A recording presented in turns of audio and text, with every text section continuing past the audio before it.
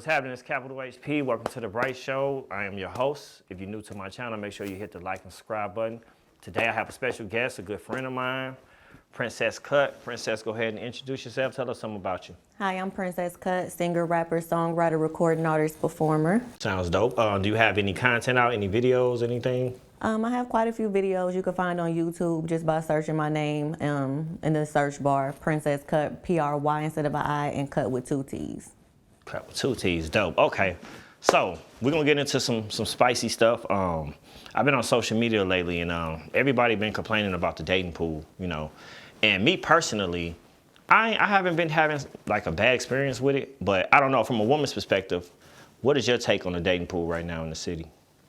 I just feel like it's all about how you approach it. If you have the mindset of, you know, you're looking for one specific thing, then that's exactly what you're gonna get. Like, a lot of men are looking for, you know, the BBL bodies, the bad bitch, you know, Facts. That type. So if you get that woman, then you gotta accept what that's gonna come with. She's probably not gonna be covered up 24/7. You're gonna have to deal with other men trying to, you know, talk to her. You might even have to deal with her flirting back or whatever, but that's what you asked for, so that's what you're gonna get, and vice versa. Like, a lot of women, they want to deal with outside men that drive nice cars, they're always in the club, stuff like that, but you can't expect him to be at home, you know, Right. When you want him to be at home. If that's the personality that you're looking for, then that's exactly what you're gonna get.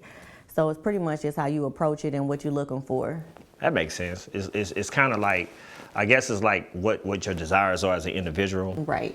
So, do you really feel like, you know, back in the days, marriage was a thing with our people, you know what I'm saying? Like my grandmother, my grandparents, everybody was married. You don't really see a lot of that now. What do you think, like, it changed that?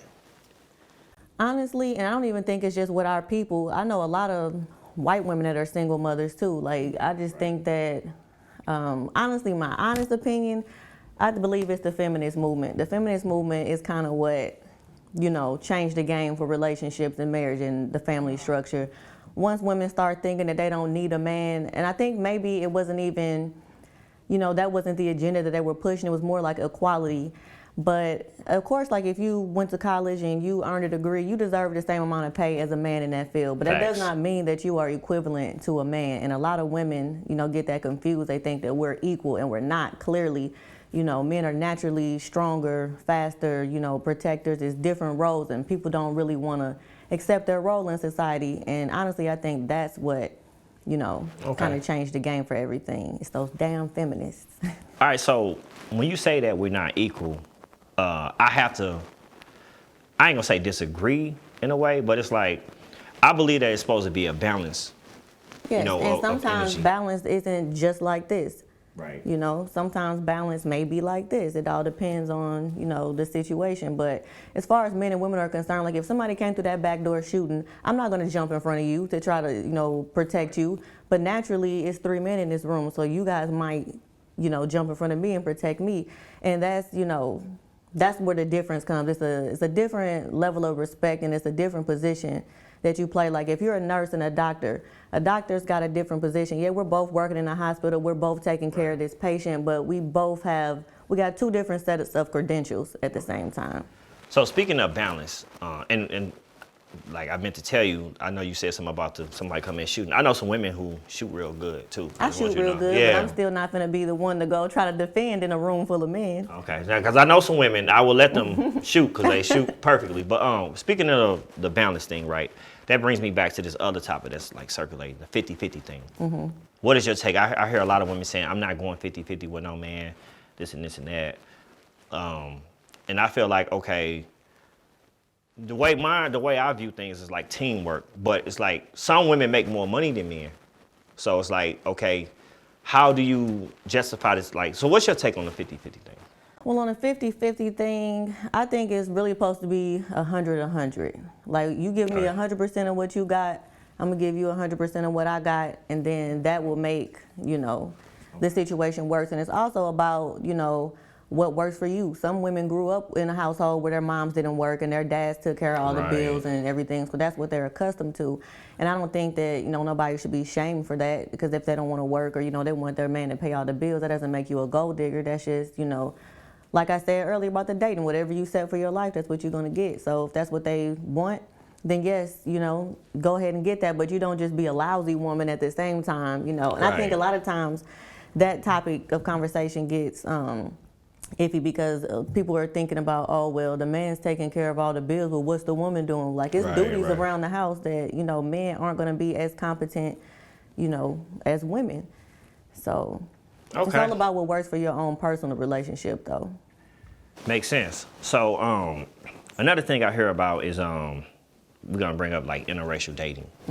So there's this thing to where they say that white men get the pretty black women, and they was like the black men get, and no, there's no disrespect to heavyset people. They was like, but the black men get the heavyset white women, stuff like that. But the white men get the pretty black women. But what they never talk about is the rich black men get the pretty white women.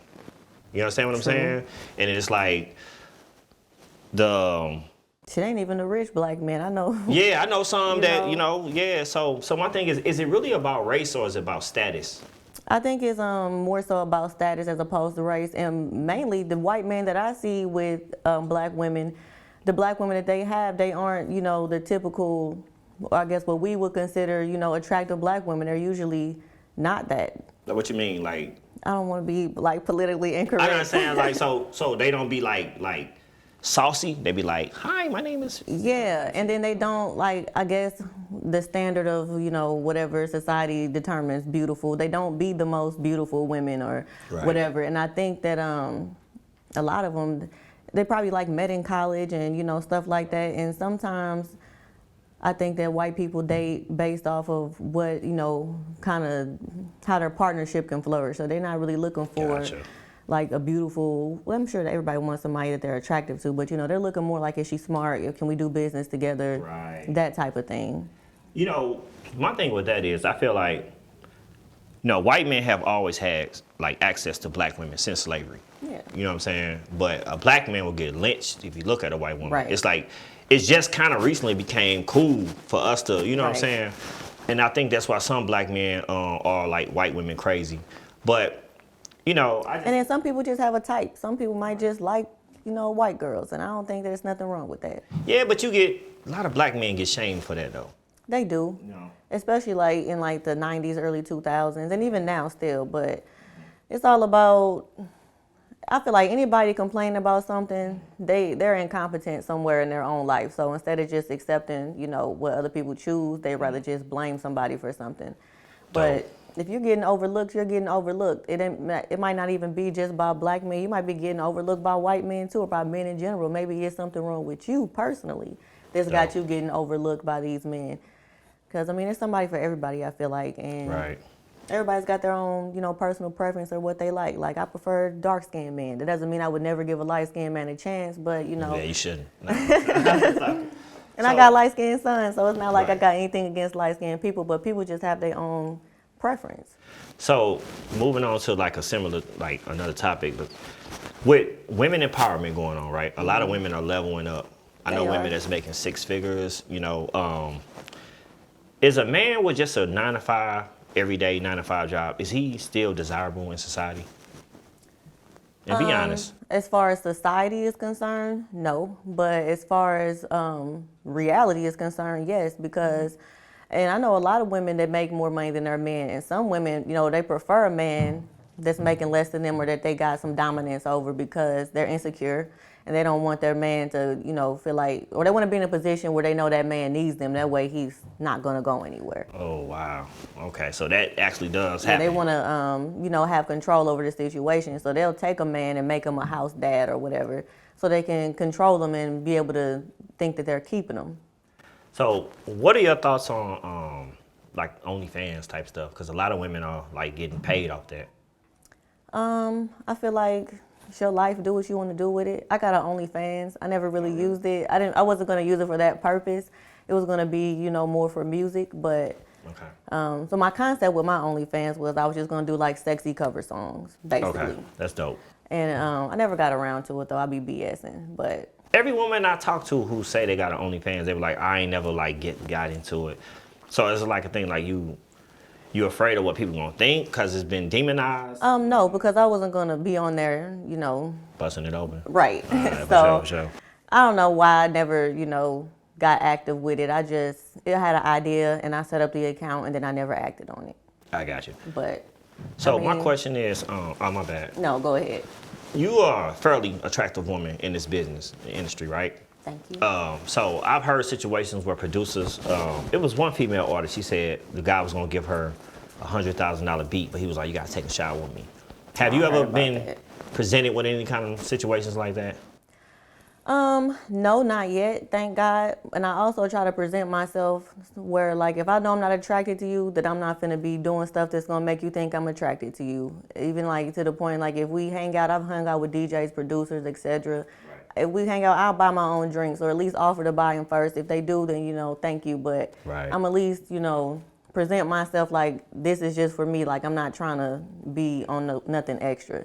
So if you meet a guy that that's in the industry that you are attracted to, then what? How do you If I'm attracted to him, then I'm gonna treat him like somebody I'm attracted to. But Okay. I was just wondering.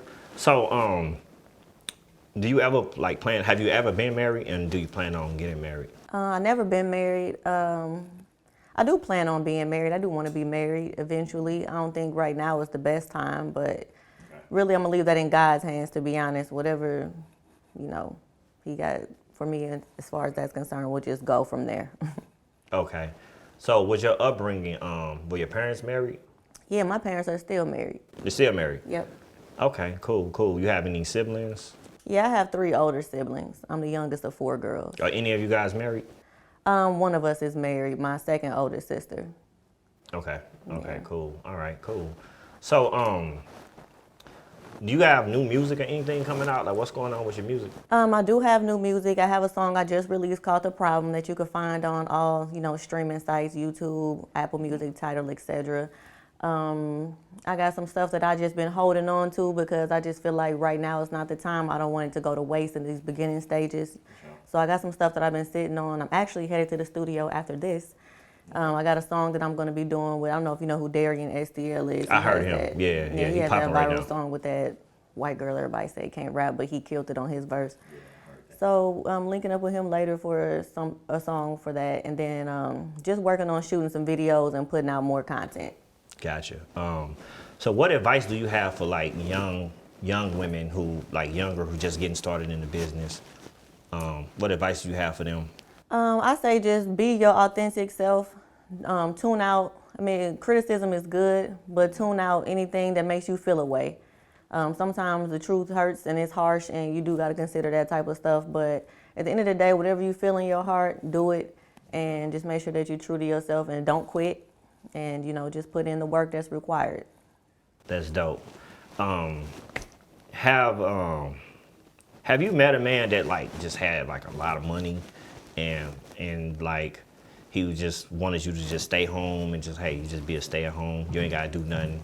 Yeah, have you met someone like that? I've met somebody like that before. I did that for a little while. It was boring. It was boring. I mean, it was cool in the beginning and taking that little break, but I'm not a person that can sit still for too long. So, right. I got to be active. And sometimes, especially doing this, you got to be around. It's more men in this industry than women. So you got to be around a lot of men. You got to be outside. You may not be able to, be home by midnight all the time on some Cinderella shit. And some men can't handle that.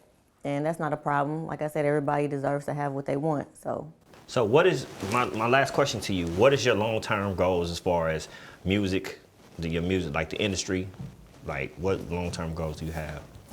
Long-term wise, I just want to make, legendary music. Some of my inspirations are Sade, Lauryn Hill, people like that. I always tell people Lauryn Hill's got the best education of Lauryn Hill. That's one album that she can tour off of forever. For the rest of her life. Those songs are going to live forever. People are going to sample those songs forever.